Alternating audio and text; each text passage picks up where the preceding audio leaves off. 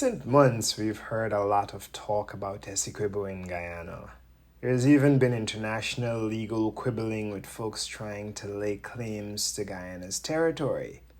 We took a firm stance and reiterated Dave Martin's "not a blade of grass." But then the conversation moved on to the seemingly next most pressing or sensational issue of the day. What was often missing from the discourse is any insight into the lives and livelihoods of the people who live and are affected in these areas. Well, before most of the madness began, Guyana Tapestry, on an earlier visit to Guyana, had the opportunity to visit Bartica. While there, we chatted with Barticians about their lives and work in that area. Here's Akeem, a boat captain who transports passengers along the Parika-Bartica route, and other areas in the Essequibo River, sharing some of his experience. We are on the Bartica Stelling. I'm here with my brother Akeem. He's a boat captain, and he's about to share some information with us about the boat operation. This is big business here in Bartica. Commuting back and forth, is it the only way in and out? No, we got the road. We got crossover from Linden. To come by road, to come by water. So you can come by water, but in terms of from Parika to here? From Parika to here is with boat, speedboat. Speedboat, yeah. And this is what we're looking at here. This is the boat right here. Right. I'm a captain for it. Right. Akeem is a boat captain, so he's going to share some of his experience with us. Please go ahead, Akeem. Yeah, I'm a captain from Parika to Bartica, but we go anywhere in the Essequibo River. We go to Supernam, we go to Bali, Baganaro. Anywhere in the Essequibo River, we take you. Right. Yeah. How long have you been doing this?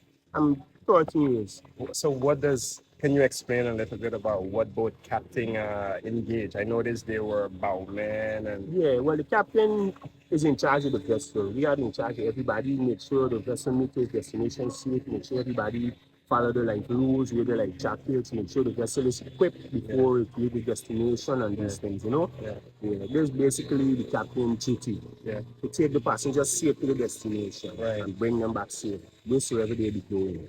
And you are trained for this? You get a license? Trained from Mantine. You have to go to Mantine to get a license.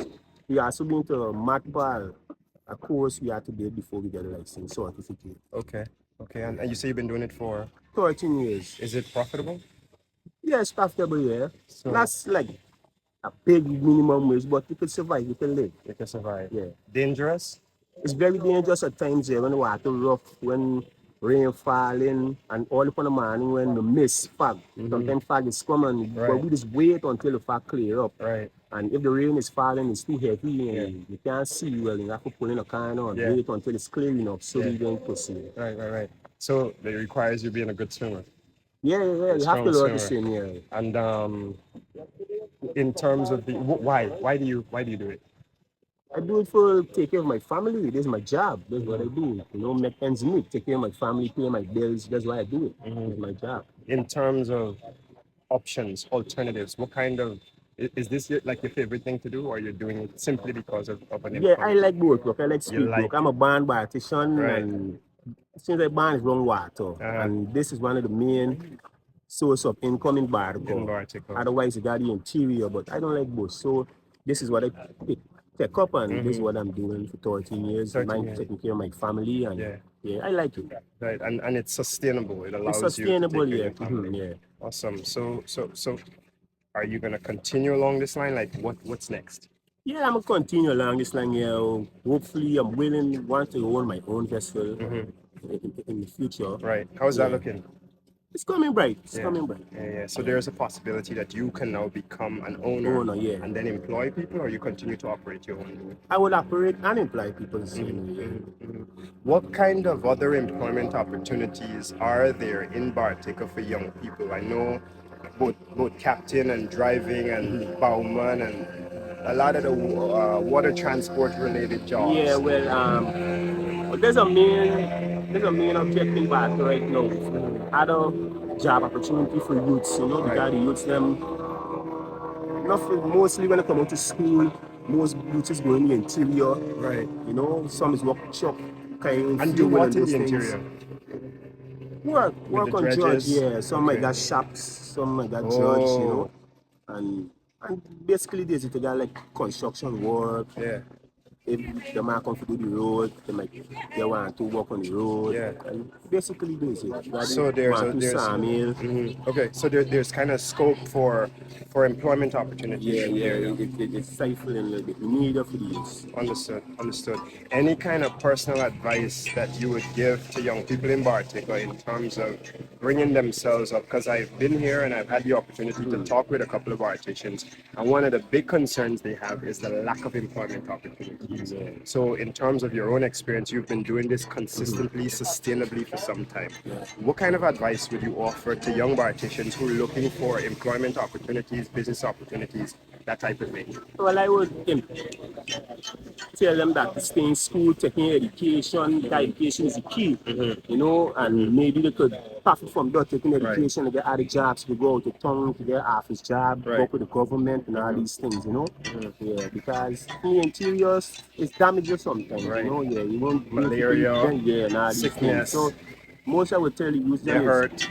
taking education, trying to forward your studies so you can be better in the future. And you're possibly gonna have to find employment outside of Bartica. Exactly, yeah, Okay. because back in the small Small place. yeah, there won't be so much job opportunities when it comes Understood. to like government places and Right. bouncing and things. Understood. It's very small.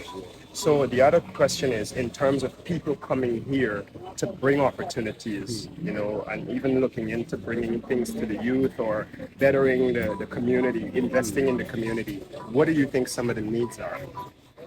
It needs like you need a facility like a more sports, like a sports hall for the youth them to go out and play. Basically, that's it. Cause we need like a nice proper restaurant, dining place you can go take your family, dine. You need a nice place for the kids them, like Yeah, like fun like parks. yeah, like fun parks and let's movie theater and them thing. Yeah. So people can get places to go with the family, occupy during some time, Social kind of events. Yeah, I got you. Yeah. I got Basically, you. Thank you, bro. Thank you, sir. Bartik is often referred to as the gateway to Guyana's interior. The township's economy and surrounding areas are heavily driven by gold and diamond mining, and to a lesser extent, the hospitality and services sectors. Given where Bartik is located, water transportation services are critical to move people and merchandise between Georgetown and what we call the interior. Since that conversation with Hakeem, more recent reporting on Bartica suggests that Hakeem's concerns are at least in part being addressed. For example, some 4.9 billion Guyana dollars are allocated to the region number 7, and its surrounding communities in this year's national budget. The president of Guyana, President Irfan Ali, visited the area recently and reassured Barticians of their place on the national agenda. The township's executives are also on record as identifying various capital projects underway constructing road networks that connect Bartica to the interior and other regions. Additional efforts to create more jobs and allocations to investments that bridge the gaps in areas of education, healthcare, and infrastructure are also underway. Plans have also been announced to develop Bartica's tourism sector as part of a broader economic push away from the heavy reliance on the extractive industries. Attention is being given to various options, including adventure and sports parks and other attractions that leverage the breathtaking landscapes, pristine and diverse biodiversity, and the rich cultural heritage, as good as any world-class tourism destination there in Bartica. According to the township's executives, this shift towards tourism reflects Bartica's recognition of the need to engage in more diverse and sustainable economic development practices that capitalize on its natural and cultural resources. As Bartica and other parts of the region evolve in relation to the broader development underway in the country, Guyana Tapestry will continue to bring you coverage of various areas of local life in this and other areas of Guyana. Thank you for the opportunity to share these stories with you.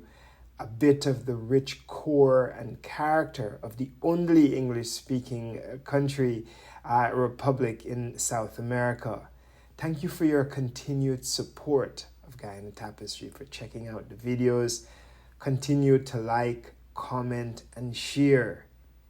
And you may even suggest areas of interest that we may research and report on Guyana Tapestry. Oh, and one question.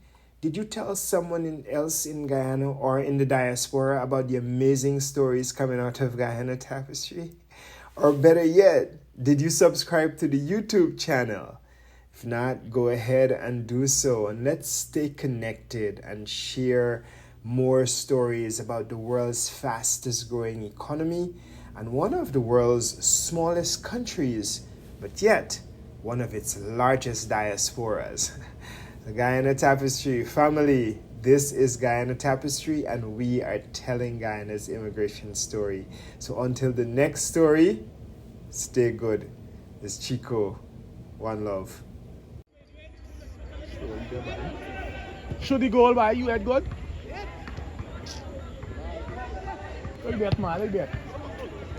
Like the 5 on a white team. 5 on a white team there. Next day. Papai! Push up no man! I got 10,000 for you, buddy!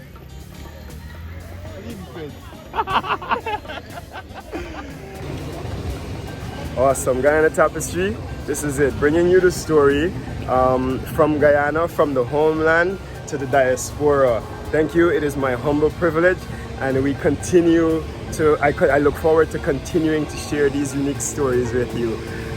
GT, one love.